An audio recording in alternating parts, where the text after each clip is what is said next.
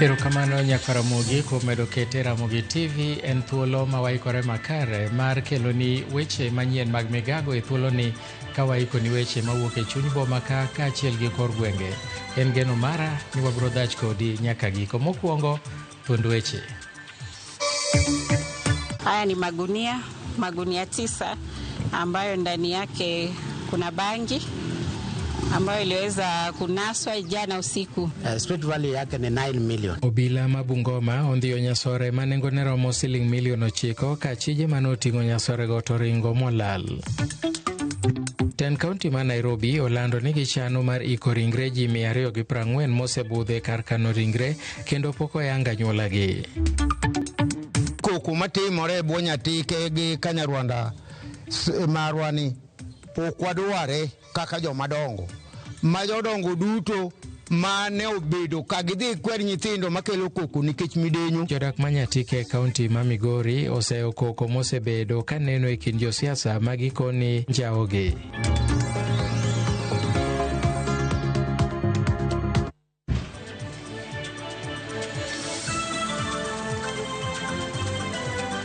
Arwaki ni machiegni nyinga Milton Ochieng Awuor.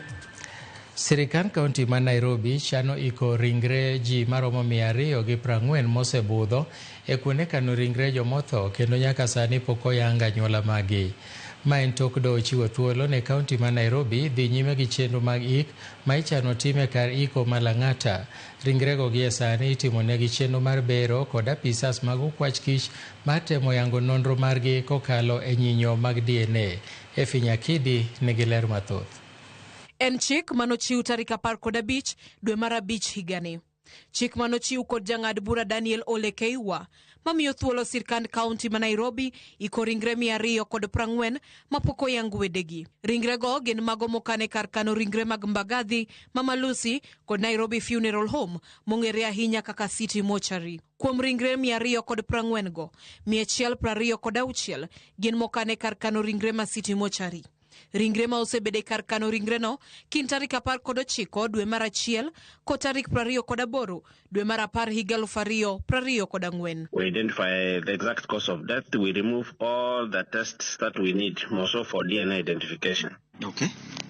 Then we dispose them off. We bury them. Let me say we bury them, not dispose. City Mortuary ni kod nyalo mana mar kano ringre 184. Kata kamano gisani kar kano ringre no ni kod ringre medical 500. But all these bodies are attacked. Oh, yes. Some have names, but still remain unclaimed. Some don't have names. So what we do, we have body X, tag number 4060. Then we retain the tag. We take the DNA for body X number 4060. So that goes to the record as tag this. This DNA belongs to this body. When we are burying, we bury in rows. There is a way it is done internationally. Yes.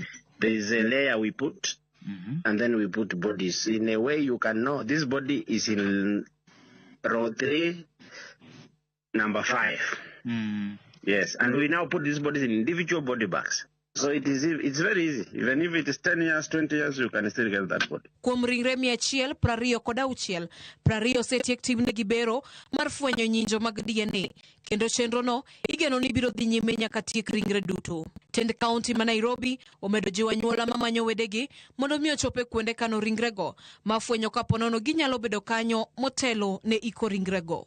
Efinyakidi, Ramogi TV, Nairobi. Maingo kilo 350 mag nyasore manengone romo siling milion 9 obila omako e gweng' ma Watoya e apaya maduong' ma Bungoma kadhi Mumias ka chije mane nikod nyasore go to ringo molal. Jalup County Commissioner ma Bumula Hadia Abdalla olero na pedha no timo tieno ma pino rugodo nyoro gobila kanyakla kod jodak makono. OCPD ma Bumula Agre Makomere olero na chije go nowuok kod nyasore piny libamba ma Uganda kaka mane gitere pod ok oyangi. Obila koro osechaka pedha mar manya chije go.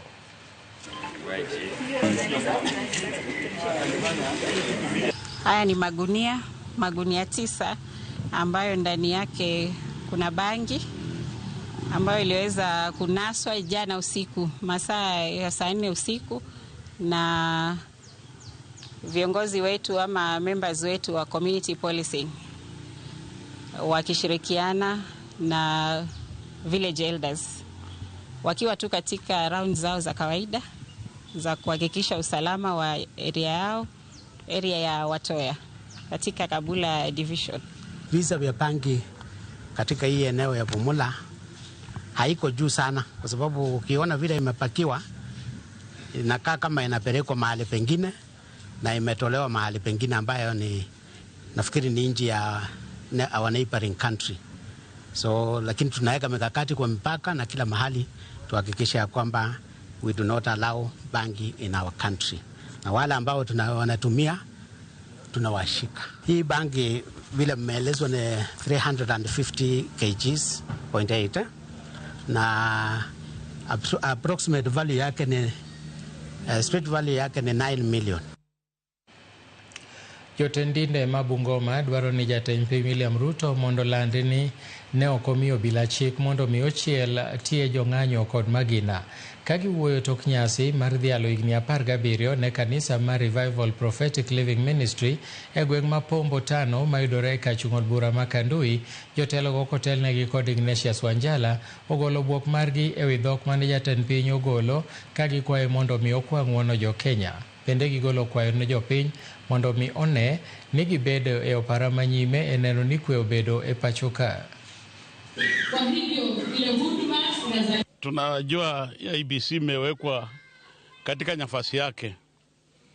Kama gavana mmoja katika Kenya anaweza simama na aseme wataiba kura, then huyo si Mkenya. Huyo ni mgeni ambaye hajajua umuhimu ya kuwa katika nchi ya Kenya. Nchi hii tunatarajia amani, hatutarajii wezi wa kuiba kura. Tunahitaji watu wa kupiga kura, wachukue viongozi wao ambao watafanya nchi hii endelee kwa manufaa makubwa. Leo tunashukuru Mungu pale Bwana ametutoa. Tunasherehekea miaka 17 tulipopewa kibali na serikali ya Kenya kuhudumu. Tunaomba amani katika taifa letu la Kenya. Natoa wito kwamba kila mmoja wetu tupende nchi yetu.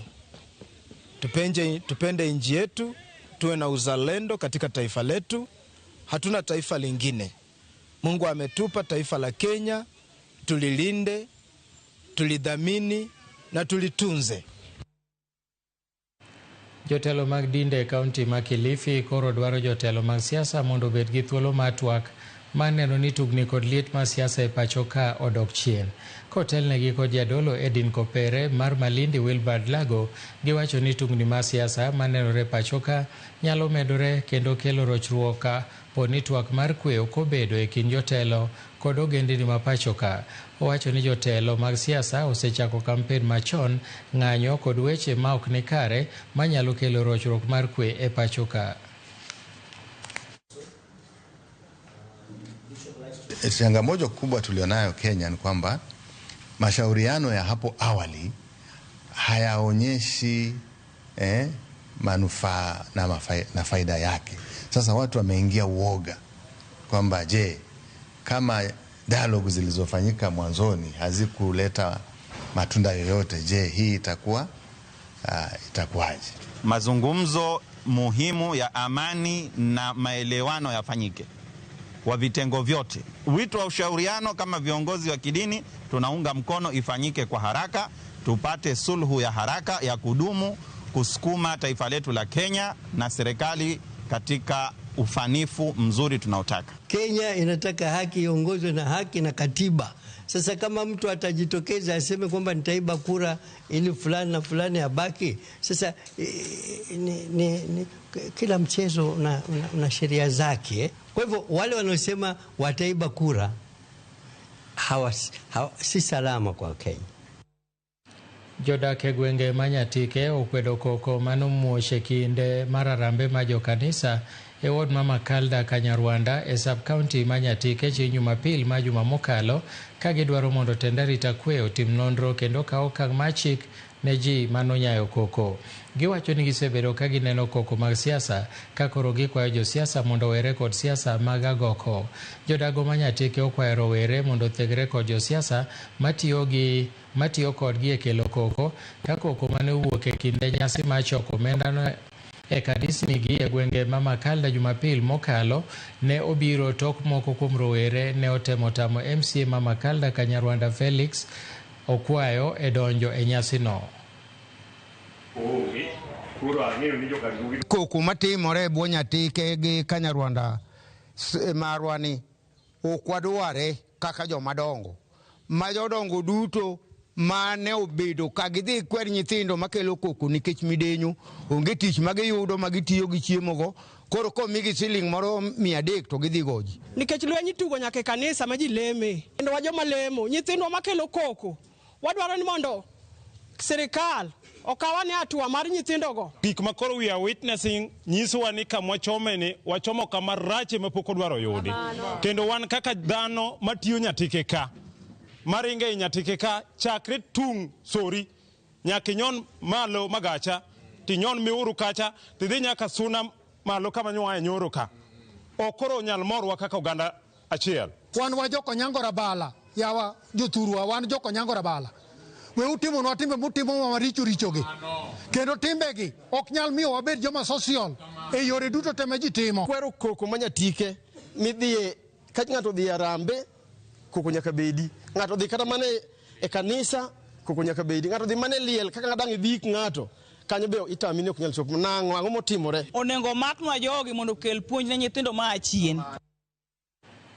Piny owacho onyiso luoro e wi medruok ma nyithindo ma irocho ratichgi e gwenge mopogore opogore e pacho ka giwacho ni lipode moko ok chopi e it piny owacho kendo gidwaro ni jogo marocho ratiro mondo kawnegi okang' mager. Jagoro maduong' e bad migawo mar piny owacho marango ratiro mag nyithindo Karen Ageng'o koni e higa mar 2019 achiel kuom nyithindo 2 nosiroch ratichgi e yo achiel kata moro. Karen mane wuoyo Garissa okoni nyaka sani gisebedo kod paro manyien ma chako kawo lipode mag nyithindo mirocho ratichgi e pacho ka mangima.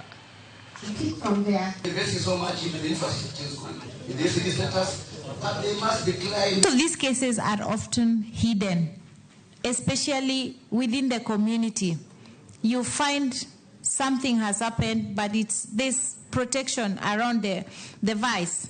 So we need to also come out and support the girls that are going through this so that this is known and the perpetrators are reported and action taken. BKED as a network, we have supported in terms of developing the policy landscape and shaping it. We've also been involved in knowledge sharing, in grassroots engagement. These are more focused right now on community-driven systems change. Community-driven systems change, that we're actually working closer with the community, closer with the communities to ensure that the families are impacted. We as governors, we are representing the Council of Governors for that matter, representing FCDC, which as you heard I was the founding chairman and currently the vice chairman. We will take up the deliberations and recommendations from this conference, and I promise you we'll take them forward very strongly. Moko kuom mine manonyuol kapod gin nyithindo mawuok e counties ma Homa Bay kod Migori koro wuok oko mar konyo kedo gi wach gamo yie moiu e kind nyithindo manyiri, kedo gi wach gamo kute mag ayaki manyien e kind rowere kod kedo gi lwenje ma kit chwech e counties go. Kwethno ero nego ochako chenro ma chiwo puonj mageto rowere mathoth e counties go ka gimiyo gibedo gi ng'eyo e wi pek mikelo kod wach mar gamo yie moiu ka e kind nyithindo manyiri kod landruok mag kute mag ayaki. Minego osebedo ka bago romo gi rowere ma kamago dwe ka dwe e moko kuom ute mag thieth mag yiero ma bende ni kod kuonde ma rowere nyalo goye mbaka kendgi ma oko oroch ratiro margi. Duol mochung' ne kedo gi landruok kute mag ayaki e pacho kan NSDCC osebedo ka chiwo sir ne kweth minego mondo mi gichopi rowere mathoth mondo mi gipuonjgi e wi ritruok makare manyalo miyo ngimagi kik rochre. mondo wakel wechegi ne nyithindowa gieki kod joyuth kaka wan mondo wang'e mar ni ok ging'eyo emomiyo magitimore, to ka dine bed ni ging'eyo magi chandruoge madine ok yudwa. To e dwe kwang'iyo waromoga gi joyuth gi maromo 1,000 to seche moko bende wakalo. To wasetimo maendi kuom ndalo mang'eny, to nikech koro waromo gi joyuth mopogore opogore, to sama watimo maendi kendo gin be wanyisogi ka gidok dala nitiere jok manok ochopo, gichop wechegi kuonde mamoko manok wanyal gike. And the target wabedoga ni wayud youths 1,000 kadhi mbele. To mano e kaka wasebedo kwa timo weche mag kelo youths kanyakla mondo gibed gi ng'eyo e weche mag ngima. Ka en nyako to bed nyako ma koa piny to she's informed. Wagoero kamana ahinya nikech koro jomatindo biro yudo kuma gibire ka giwuoye, nikech jomatindo dwaro ga kuma jomatindo wechegi giwacho wechegi moloyo ka gibiro to giyudo ng'ama duong'negi ka ema receive gi. Gibiro konyogi seche ma giromo ka koro giwacho wechegi ka gitimo table banking. Kombe gi bende pod biro konyogi ka jomoko haya gi oko kucha to miyogi pesa moro, biro konyogi mondo gibed kod pesa ginyalo rito godo nyithindo. Nyithindo gi onge gi wuonegi moyangore ni makoro father, koro gin kaka single parents, koro nyaka gikaw jukumu duto te. Erokamano nyakwara Mogi kuom medo kete Ramogi TV. En thuolo mar kawo yweyo mokwongo e migago kapok wadhi e yweyo mondo asome moko kuom ote mosebiro ka. Pascal Olajo, Pauline Pascal wacho ni Ramogi biro noyo makare ka wan ka Bondo Nyasore School, kendo watimo mosenya ne familia ma joka henda kuom lal mar mama. Nyasaye omigi kwe. Kaeto Jo Odundo Mtukubwa size ndogo wacho ni chenro mar migago moro wa maratari kawa ni chiro Kariobangi North gi mama Linda gi Millicent Amondi. Kaeto Arusha Wuod Kanyimach wacho ni wanie kichewa Ongo North marwa Maradwen. Erokamano. Hello Ramogi, Manyambo Kenneth mar Pala Masogo wacho ni news chopo noyo makare mos mondo chopne jodolo mage. Wacho ni kaka John Okinda to gi Julius Obonyo gi Chief John Omamo. Mogi kapok wadhi yweyo en ni Nyaringa Alfred wacho ni winjwa e yo makare ka entiere Ungo e Karungu. Wakaw yweyo matin, kik idhi mabor, aduogo bang' thuolo machok.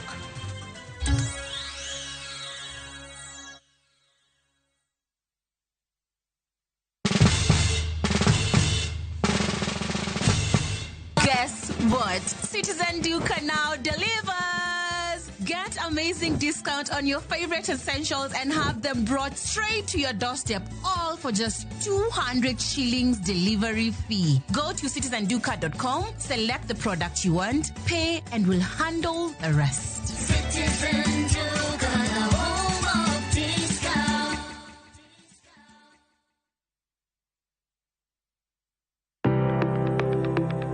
En gima konyo e ngima mapile, to ken gima ng'ato dwaro e ngimane. Bedo gi ngima maber miyo ng'ato dak e ngima maber. Kapok achopo kama dhi osiptal mamiya yath, ang'o manyalo timo. Riwri gi Ruth Otieno e penj laktar ka wakelo ni paro mag jolony, paro mag reso ngima ji kod sigendni majiwo ji. Sickle cell en tuo mawuok kuom jonyuol. Koro ka ji pok okendre, ji onego gidhi e pim mondo ging'e ka gin gi jin mar sickle cell. Kochakore gi lony manyien mag thieth nyaka e yore mag thieth makonyo. Wan gi gik moko duto madwarore. Ka iwinjo kaka iwuotho to kawira maki wi bari seche te, idhi adhi osiptal wacho ni an adwani mondo kawuono pima remo. Penj laktar wuok tich nyaka tich abich saa 12 odhiambo mana e Ramogi TV.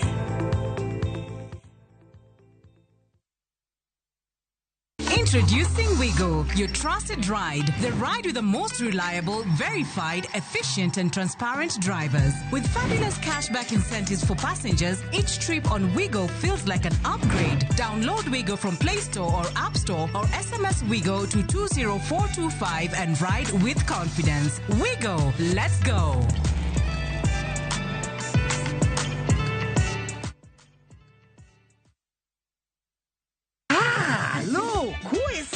E gweng'ni, wach landore mapiyo moloyo ote mar pesa. Kendo nyiero en chenro mar oganda. Ni papo wene ng'awa, ni Chief ong'eyo wachno kata jopeng' ong'eyo. Ka chieng' tich abich ochopo, waduto wachokore. Ok ne baraza, to ne Nyarkochia.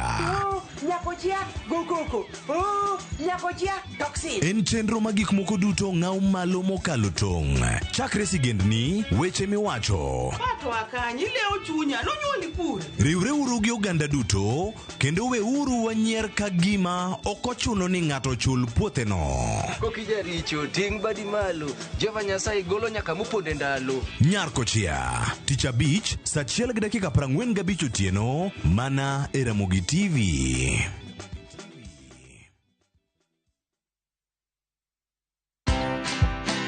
You'll build trust by me knowing that you are actually not interested about my title. If you're just saying hi to me while you're looking at my shoulders to see who else is the biggest or the big shot in the room to say hi. I don't think that can be achievable or that is normal, because let me tell you, your body will just shut down. Your body will just tell you no. Even your emotions, you can tell when they're not in check. Watch this story and more. Download the Citizen Digital app or visit www.citizendigital.com and find the Citizen Originals portal. Kenya's #1 app, Citizen Digital.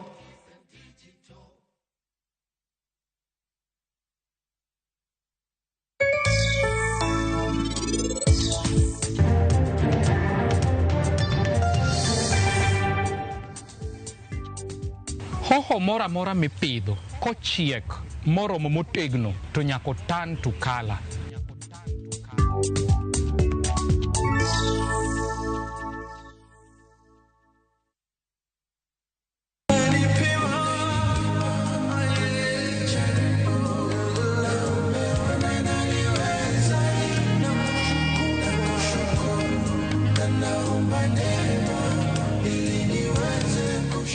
Pata wimbo huu kama sikiza tuni yako, dial *811*343#. Kumbuka, sikiza na Citizen ni nyumbani kwa wasanii wote.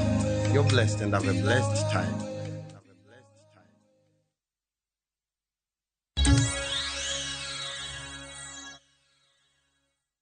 Machiegni kendo, bad migawo mar obila NPS ogolo ywak ka ng'udni ogai mar obila Douglas Kanja osebedo ka ng'uko chenro magi. Jata tije bad migawono Peter Lelei wacho ni gin kod pek e yudo tese madwarore e yango nonro mag obila, ahinya to yango kwan mar obila ma Thurka.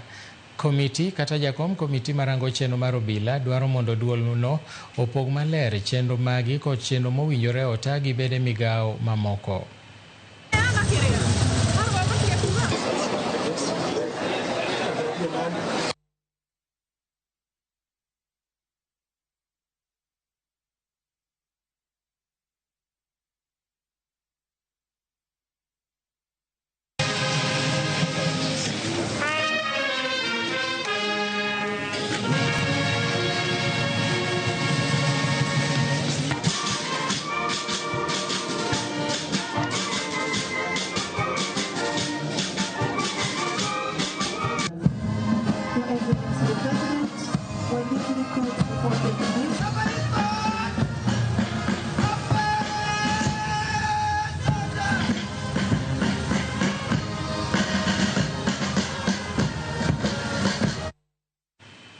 Piny Kenya koro nie lai mar pinje 9 mag Afrika mabiro chako chiwo yath mar sandan ne ji maonge kod kute mag ayaki mondo mi okonygi e geng'o gamo tuono. Maeri en thieth moyangi kod riwruok mar thieth e piny mangima ni biro kelo lokruok maduong' e thieth mar ayaki. Yathno ero ibiro chiwo yor sandan mar dweche 6 ka ikawe diriyo e higa. Kaka Judith Omondi leronwa, migawo mar thieth oseyango ni gitimo ikruok mar chako chiwo yathno ma nengone tek chakre dwe mar 1 higa manyien. Ne en midhiero ma e higni mag 90 ne okelo liet e piny mangima ka e pachoka, to counties ma kaluo ahinya to ne oluom kendo oganda ne owito ngimagi e yo ma ne ocha kalore gi kaka kit tuoni ne galagala. Tuo mar ayaki kaka higni ne medo sudo, weche ne lokore kendo achaya gi akweda mane biro gi tuoni ne odok piny. Yath ne obiro mar gayo tuoni, ka bende andila ne ji maonge ayaki ma kamoro ne chich ni ginyalo yudo ne obiro kendo ne konyo jopiny. Nyaka sani fuong'ruok nyalo bedo kendo okang' mar kedo kod tuoni nyalo sudo nyime kaluwore gi yath mar sandan makoro ibiro chuo diriyo higa ne ji maonge koda yaki mar gayo landruok mar tuoni. We have had oral pre-exposure prophylaxis which is given daily. However, the challenge of daily PrEP is that you may forget 1 or 2 days, and therefore then the protection that you desire to get is not assured. This new innovation ensures that once you get the jab, you are protected for 6 months, and you go after 6 months for the next jab. Yadhni opodh kod duol matayo thieth e piny mangima WHO, kendo e pacho ka ibiro chak chiwe chak higa manyien. Piny Kenya en achiel kuom pinje 9 mag Afrika mane ogonegi tit mar chako chiwo yadhni.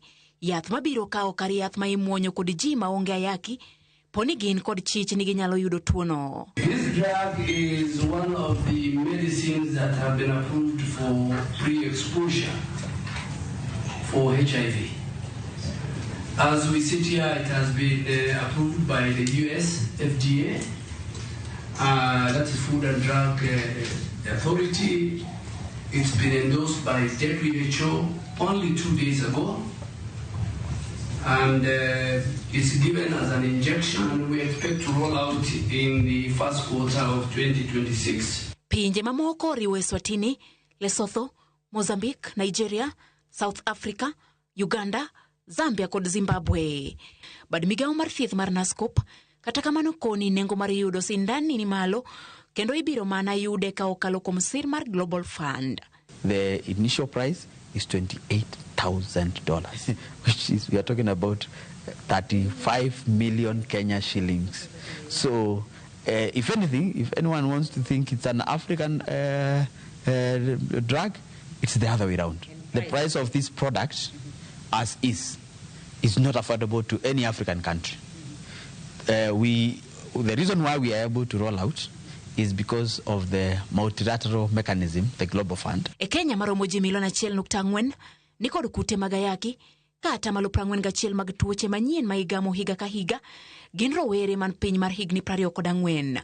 Judith Omondi, Ramogi TV. Jayal buche do mar apil Daniel Musinga oyango ni nitie dwaro mondo mi oti gi dhok mokwongo mong'ere kaka mother tongue e chenro mag doho e pacho ka. Kaluwore gi jang'ad burano, thoth achije michwalo e doho yudo pek twak gi dhogi kendo giwacho ni mae momiyo buche moko loyogi. Kano wuoyo e chenro moro ma choko omenda mabiro konyo e loko muma e dhok mopogore opogore pacho ka, Musinga dwaro ni sekta mar somo komakore kod jopuonj kaachiel gi jonyuol mondo bede twech achiel mar neno ni dhok mokwongo ipuonjo e sikunde. Jatati riwruok moro mar BTL mane tayo chenro no, Caroline Kamau, owacho ni maloyo muma 5 nyaka sani oseloki e dhok mopogore opogore, komedo ni moko kuom gwenge ma kadho nam chumbi kama oting'o Rabai to kod Kauma biro yudo muma e dhogi. Wawe wanaweza kuzungumza kwa lugha yoyote ambao wanaweza kujiwakilisha nayo, kwa sababu sio wote ambao wanaelewa Kiswahili, Kizungu.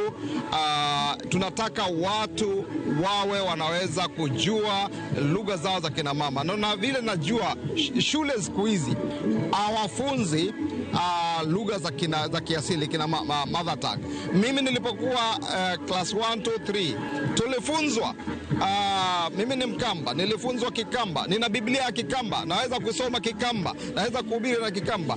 Tunataka watu wote wanapokuja hata mahakamani, kwa sababu sheria yetu ya Kenya inataka kila mtu awe anahusishwa na ajumulike kwa yale yote ambayo yanatendeka. Tumeweza kukamilisha Biblia 6, Agano la Kale na Agano Jipya kamili.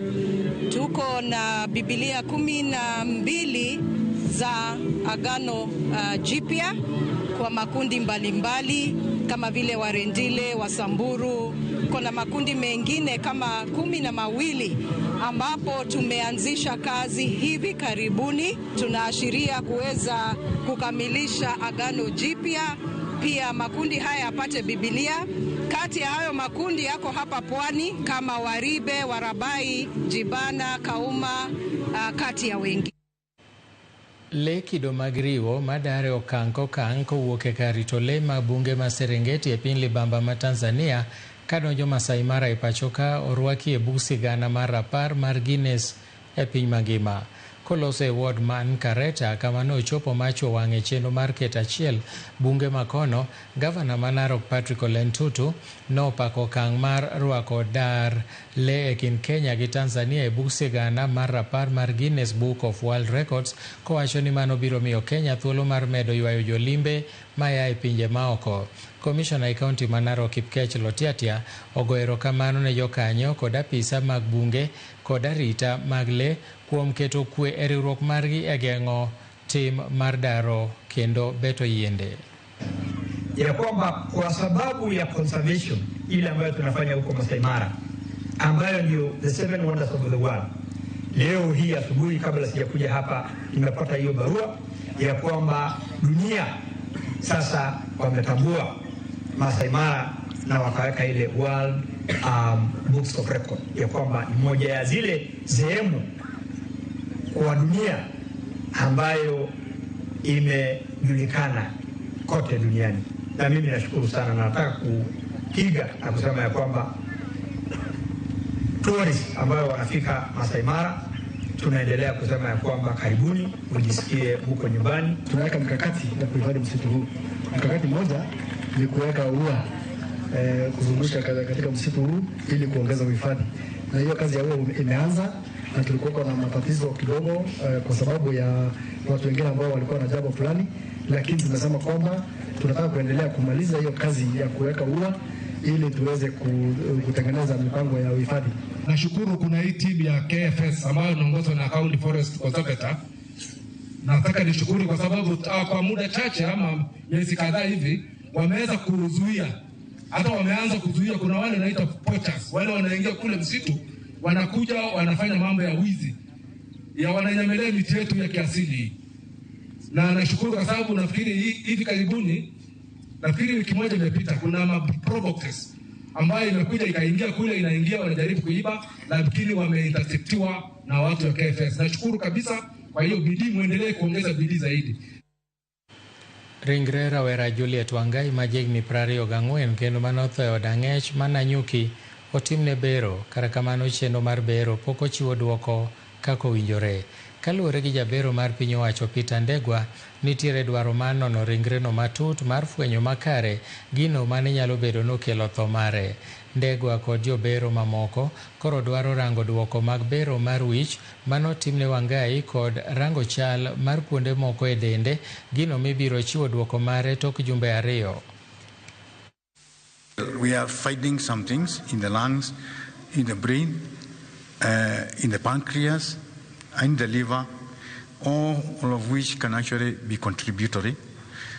And specifically, there is bleeding in the brain, which is doesn't look traumatic. We are not seeing direct injury to the head. Therefore, we are suspecting that the bleeding could be anything else apart from trauma to the head. And then we see the other organs, because there are quite some links with the other organs.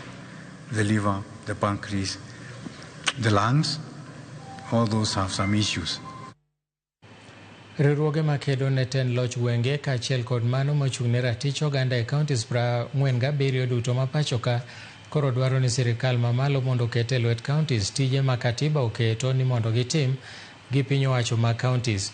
Riwruogego bende okwedo okang' mar temo puodho aguch omenda mar NGCDF mondo orie katiba ka gikoni doho ne oseng'ado ni aguluno en ataro mar chik. Dwaro ma kamagi biro bang' dok piny mar dongruok mopogore opogore e counties kaluwore ni sirikal mamalo pod omako tije moko mowinjore obed ni timo gi counties. MPs osieko gune dwa bedo gi CDF ni nche so bedo rule out no oken constituency ken unit mar dongruok ongo bed person moteri county a national government function or bed remain national government function. MPs role gi en to legislate losa chik rango ka chik tiyo gwenge kod MPs kod MCS ochako this state house dwaro dongruok owacho ni chik nowacho ni chik mar loso budget wacho ni budget loso National Assembly kod Senate.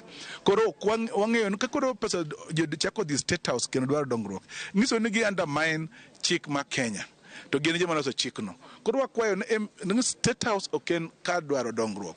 Dongruok onego bed ir jopiny to chik ma gima kati budget ite assembly tikale to dongruok timre kamano. Ai functions must be delayed. National government pod kwami omoki functions mege county. Koro yudo national government pod dhi gero chiro, national government pod kawo ndara gidhi gero kor gwenge to gigino no bed loch mag gwenge. Koro be loch mag gwenge to koro gwenge iso mayo gi function. Koro ka gitimo functions gi. Omik governors pesa otigo gik mondo gitiyo, county government, national government otiek gi mondo gigo tire. Mane yakwa boro fulfill devolution kaka ne wadware chik ma 2010. E chenro mar ng'e gwenge wa kawuono warango sigand gweng' mar Odiko Pany mayudore e kaunti ma Homa Bay. Wawinja ne gima Millicent Adhiambo oikonwa. Nyakwaramoge Joang machiegni kendo telo machielo e chenro ni mar ng'e gwenge wa kapod wanyonore mana e kaunti ma Homa Bay e gweng' chiro kata boma mong'ere ni Odiko Pany. Ka iselimo kata isekalo kama iluongo ni Odiko Pany, ang'o mabiro e pachi? Nyakwaramoge, jodak malura ni to wachang'o kotenore kod nonro mar nying gweng'ni mar Odiko Pany. Gimomiyo aparo ni ka nochak Odiko Pany kapa ni nitiere jaduong' moro Odika mane iluongo ni Opany. Dala nene ni e tiende ka tik tik. Koro en kaka nochako Odika makwanyo ne dalane, koro miyo koro nying Odika nobiro ni Odiko Pany. An kaparo gimomiyo nochak gweng'ni ni Rodi, wasunge machon kane kalo ka to koro en kama obedo junction. Obedo junction kendo koro miyo roads orome mang'eny. Koro miyo an gi pacha kaka an aparo ni ne wasunge ka wacho ni road kae to koro obedo ni Odiko Pany nikech jaduong' moro ne nika king'iyo kama taya ni nitie ne mane jaduong' no use njugu kod rabolo moko yien mar yath kama ne nika mar Ogongo ema nomiyo aparo gi paro ni nomiyo obedo koro Odiko Pany. Ka biro ka nyadaka 79 tayudo ka jaduong' ne nitie ka ni Opany. Koro ema nomiyo chak Odiko Pany. Wan kanonyuolwa to nwayudo ka nosechake ni Odiko Pany ka koro wanono to wayudo ni kwarwa ne nitie mane iluongo no Pany ema nochako duka ka nouso gik matindo tindo kapok ne joma moko kobiro. Koro kane ndara notudore kama ne aka Rungu to moro ne Arongo moro a Yugis to ji nobiro. Koro kamano e kaka no ochakore ma joma ne nitie wasunge manobiro sechego ne luongo dhok magalagala. Moko ne luongo ni Road Company, moko ne luongo ni Odiko Pany. Koro mane ji ochako luonge ni Odiko Pany. Bang' winjo paro mopogore kaka jogweng' mar Rodi oselieko kod nonro mar nying gweng'ni, we koro wawinja nena adieri motenore kod kuku mar wach e wi gima dine mi chak alwora ni Odiko Pany kowuok kuom jodongo mane nitie ka ochakore. Jokoloni nok ba pa barabara ma Kisii nyaka Sori. Moro ne a Homa Bay kadhi Migori. Koro kar junction kanyo ne nitie jaduong' mane iluongo no Opany. Opany ne en ng'at ma no johala nopidho ji gi chiemb chae to gi gik matindo tindo machalo kubrit, wembe ning'iewo kuom Opany. Koro wasungu nowacho kanyo iluongo ni road to joluo wacho ni Odiko Pany. Koro kanye kama ne nying Odiko Pany ochakore. Koro en Odiko Pany to jasungu to nokete ni Odiko Pany. Mana kamano Nyakwaramoge wasewinjo gima nomiyo oluong gweng'ni ni Odiko Pany. We koro winja nena ni Odiko Pany humbe landore kod weche kata timbe mage. Gima lando Odiko Pany chiro ne wan go ni Marindi chon. Marindi no ne gembe bire Kanyamua, Game, Sakwa, Kabuoch, toge Kanyada. Koro nen chiro maduong kabisa. Koro iga mar alufo chiel miyo chiko gipira uchel ga ngwen nene ogol chiro ma Marindi duog Rodi. Koro because Rodi en kama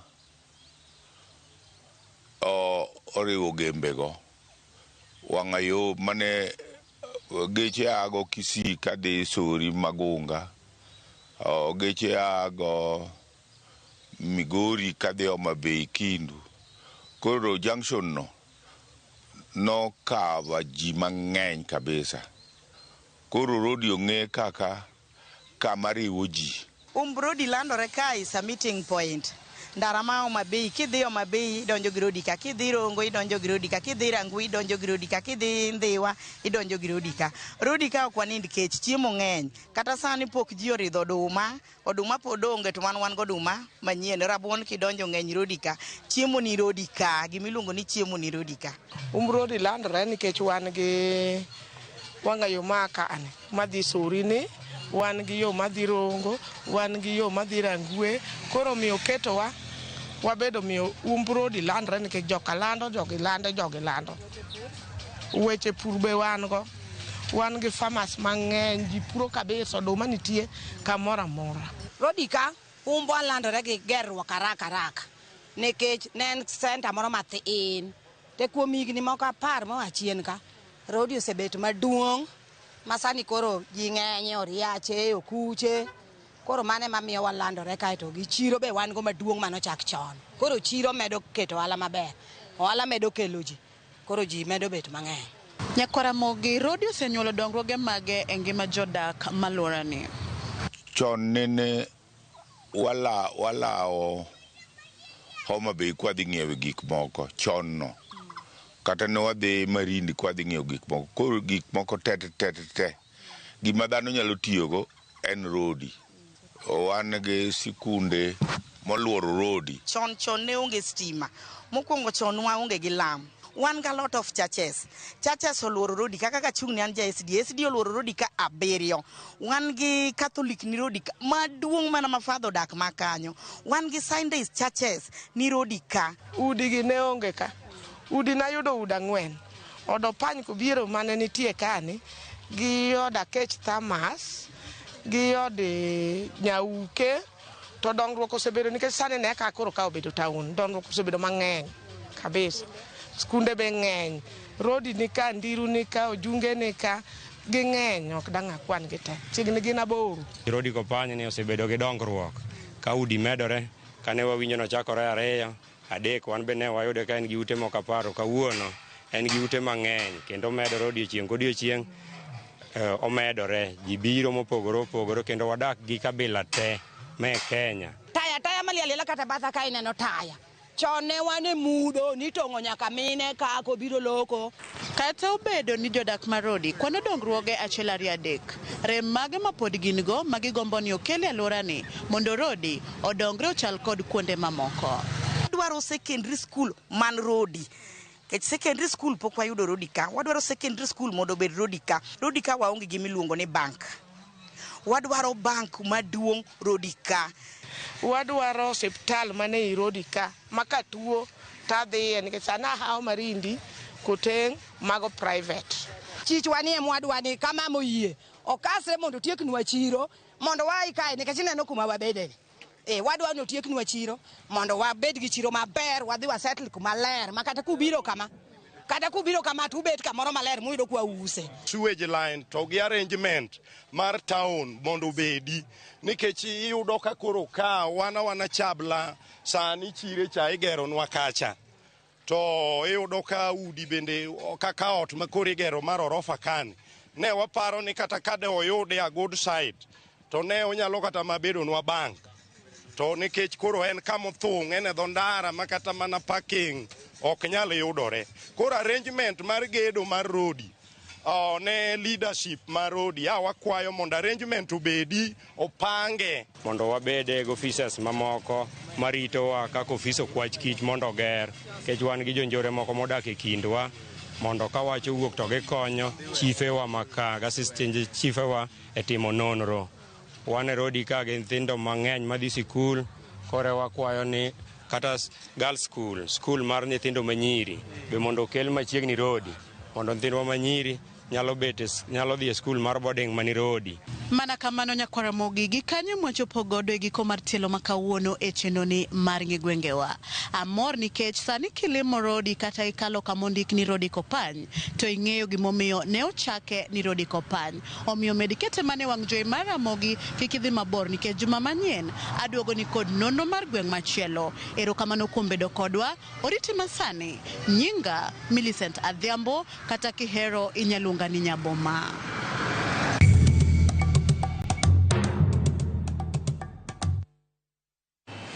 Erokamano Nyaboma kuom nonro mar Rodi Kopany. Koro an bende ang'eyo gimomiyo iluonge ni Rodi Kopany.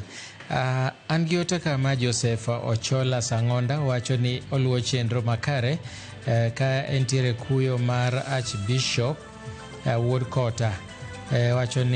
Wacho ni otero kuyo ne Archbishop Woodcotter kuom wito jakom Benson Maila. Kaeto Denoba Umoja mar Gemgot Regea wacho ni Ramogi TV ler kendo migago chopo noyo makare. Sara Kawuok Nyatike wacho ni ler ahinya. Ler adua e gwenge mag Awendo Central ma Hilary Oluoch Jabuya ma Wuod Rongo tuk Jowi School. Kaeto machielo bende wacho ni Anelija Okoth mar Thidhna Ramogi neno maler kendo amor gi migago. Machielo bende wacho ni en Dori Nyasiaya. Erokamano udonjona maber gi Evelyn Michael Bala Evans gi nyithinda Rihanna to gi Fidelis Obambo Masif. Machielo bende wacho ni Nyambok Kenneth mar Pala Masogo, aparo ni Nyambok Nase somo mari. Yena monda kao yweyo mar ariyo e cheno mar migago to kik idhi mabor, pod wan gi mathoth.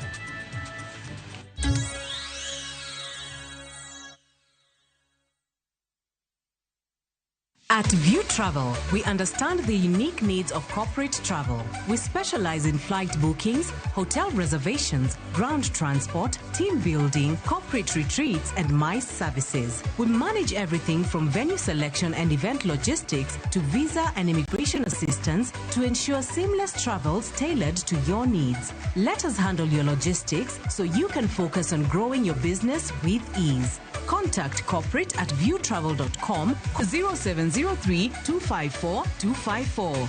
View Travel. Dream, explore, discover.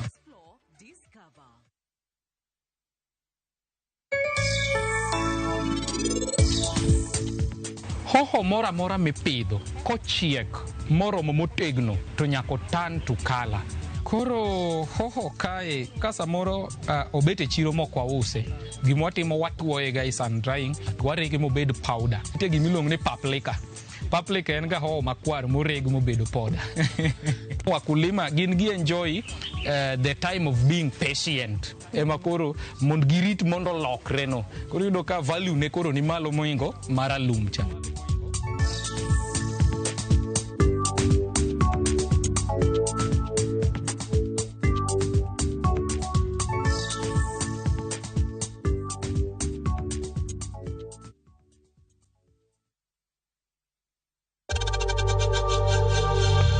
We know times are tough, so save money by buying airtime from M-Pesa to any network with zero transaction fees. Dial *487*2# and get your airtime PAP with zero transaction costs.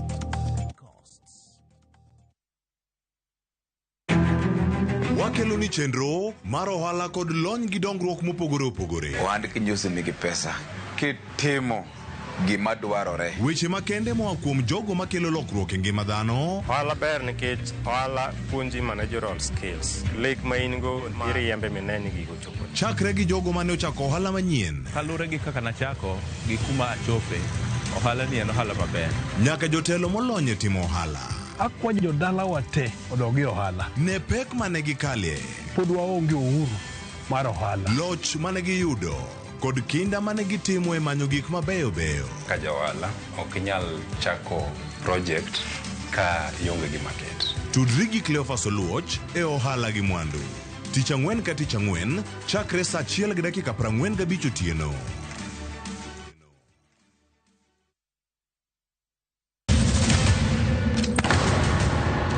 Duto teka unusiye gi wachno. To ano ka bibet ka ikinyuome. To kata arus mare ano ka bibiro. Ere kaka ini nyalo timre gosipre malich kamae. Kosiparo ni nini mana kende ka. An kamoro achiel kode. To joma ni kate bende ni kode. En chunje adek. Osiep. Hera. Koda timbe andhoga makelo chwanyruok. Koro onge kaka arus ni nyalo timo. Maye yawa. Ikrine wuodh Parineti. Sigana manyiso kaka inyalo tem paro kod lek ma ng'ato nigo. Kendo yiero nyalo loko gik moko duto. Parineti. Wuok tich nyaka ngeso saa 2:15 otieno. Mana Ramogi TV.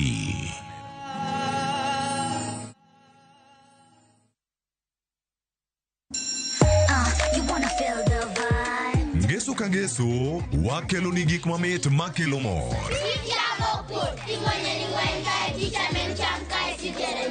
Rogo mar nyithindo kae wakelo ni talanta. Loso gi lwedo wapuonji tedo be gi moko mamit. Rogo mar nyithindo ngeso saa 3 mar okinyi mana Ramogi TV.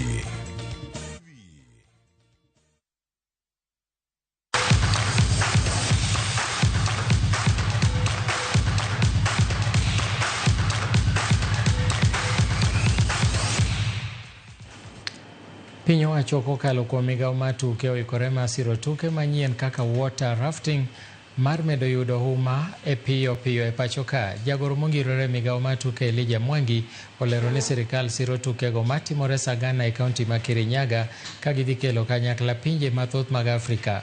E odiechieng' mokwongo mar tugono nyoro, tim mar Uganda ema ne obedo joloch e piem mar kilomita 4.1 kanyo gitiyo gi dakika 29 gi sekond 23 ka tim mar Kenya nyobedo namba 2 gi dakika 29 gi sekond 41. Pinje 11 mag Afrika oyuoro magin kaachiel kod South Sudan, Uganda, Nigeria, Rwanda, weg pacho Kenya, Sudan, Congo, Burundi, Tanzania, Somali kod Morocco.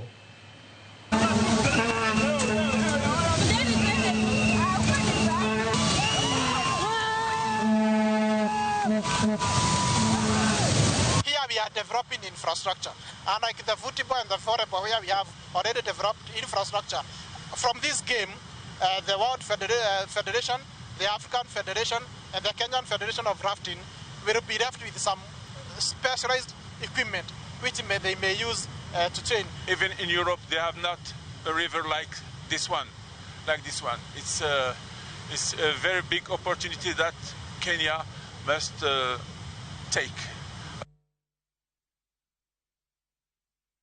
Manen jatugo mar Liverpool kod Ingereza Jordan Hernandez oketo koke orak mar higni 2 gi tim mar Brentford ma Ingereza bang' ng'uko orak mare gi tim mar Ajax. Ajax oyango ni ne giwinjore gi jatugono ni mondo mi ging'ad oko orak mare ma koro nonego dhi nyime nyaka dwe mar 6 higa manyien. Jatugo nero ma jahigni 35 biro konyo Brentford e jiwo dier pap bang' wuok mar jatugo margi Christian Nogards ma koro dhi e tim mar Arsenal. Nowuok e Liverpool higni 2 mokalo kodhi e lig mar Pro kama nodonjo e tim mar El Itifak. Kocha mar Ingereza masani Thomas Tuchel nogole oko e tim mar Ingereza.